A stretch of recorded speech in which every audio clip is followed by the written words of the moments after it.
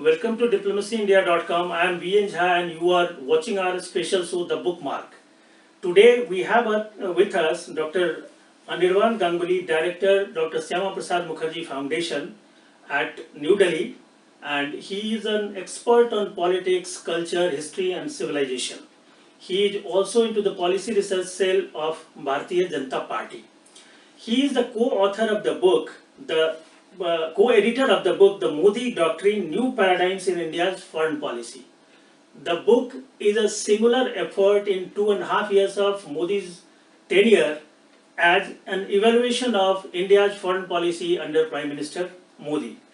So, welcome Dr. Ganguly. Thank you. And the first thing we would like to ask you is that the Modi Doctrine, we have heard about the Carter Doctrine, Monroe Doctrine, Nixon Doctrine.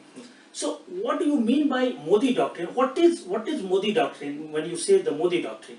You know, I think the first thing that comes to my mind, and if I were to borrow an expression from Prime Minister Modi himself, Modi Doctrine is essentially confidently overcoming the hesitations of history, to put it in a nutshell. Pragmatic alignment, India's national interest at the forefront, multiple engagement, and engaging the unengaged. These are some of the fundamental pillars of Prime Minister Modi's foreign policy doctrine, or the Modi Doctrine in that sense. And of course, priority and focus on the neighborhood, and at the same time a sense of responsibility, a sense of pragmatism, and a sense that the upcoming this century is a century where India has to play a decisive role, and a conscious shift, as he himself said, for India from being a balancing power to aspiring and becoming a leading power. Okay, so Dr. Ganguly, what is the paradigm shift? You are talking of the paradigm shift in India's foreign policy. So is this the paradigm shift, the loss of hesitation, Absolutely. then rising responsible power, Yes. marching ahead? So what is this? I mean, what do you think? You see, one very important paradigm shift is the attitude of multiple engagement. Okay. You are not bogged down by calcified global perceptions which have lost their utilities or relevance. You do not adopt an esoteric moral high ground which has no dividend in terms of policy and in terms of fulfilling your own national interest.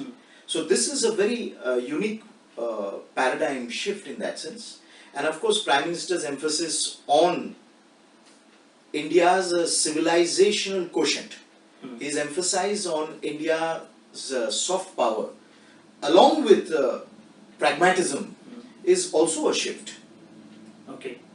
So I think that you have written an article also, you have contributed an article to this volume, Yes. and it talks about India's civilizational connect and cultural connect under Prime Minister Modi and his foreign policy. Absolutely. So, and you have talked about the Panchamrit and then the rise of India as a responsible power, Yes. all those things. So what exactly do you want to argue in that?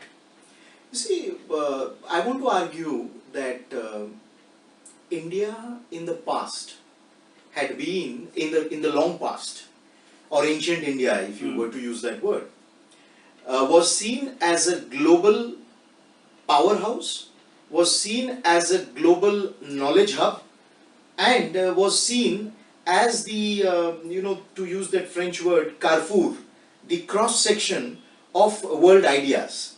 Okay. And people from across civilizations came to India. You had some of the best universities in India. You had some of the finest ideas emerging out of India.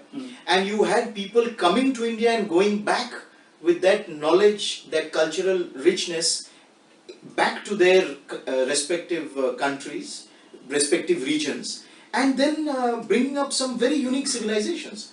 So that recognition that India was a civilizational state in the past, it had many diversities, it had many traditions, it was a power. If you were to take Rajendra Chola, and the entire Indian Ocean is to be considered the Chola Lake.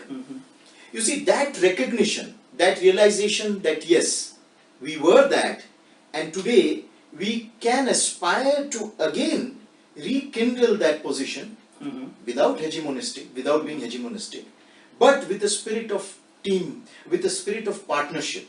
So, I call it the coalition of cultures. Okay. So Prime Minister Modi has given so much emphasis. He's visited Mongolia, he's visited these Buddhist countries, he has reached out, he has taken the Bodhi tree sapling.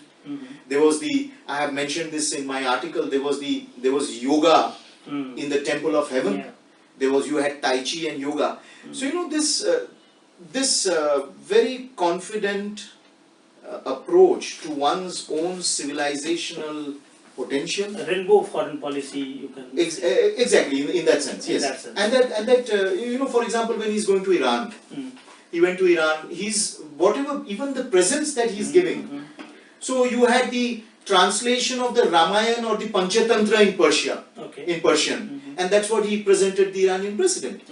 So essentially, I am looking at it this way. That when you are talking today, very interestingly, Prime Minister Modi talks about the rise of many powers. But then he puts a rider there. He says that ancient civilizations like India cannot be part of the power politics of some other power. It can't be the camp followers in that sense. Therefore, civilizations like India have to realize their past potentials and then contextualize it in the present situation.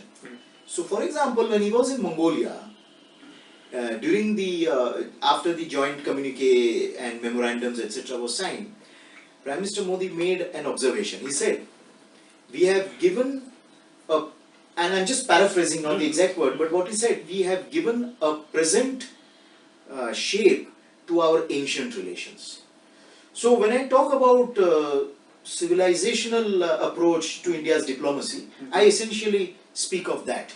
That you are that India under Prime Minister Modi is basing herself, consciously looking at her past, and then evolving those past linkages into a modern, dynamic and current context, without negating that past. So that's the role of a civilizational state. Okay, so Dr. Ganguly, basically the foundations of India's foreign policy, the civilizational foundations guiding or navigating India's foreign policy at the world stage, on the world map, that's basically what you were telling us. Yes. So will you please show the book for our viewer? Sure. I mean the book, and thank you very much for being with us. So this is V.N. Jha and Amay Sathe at Dr. Syama Prasad Mookerjee Foundation, New Delhi at BJP headquarters.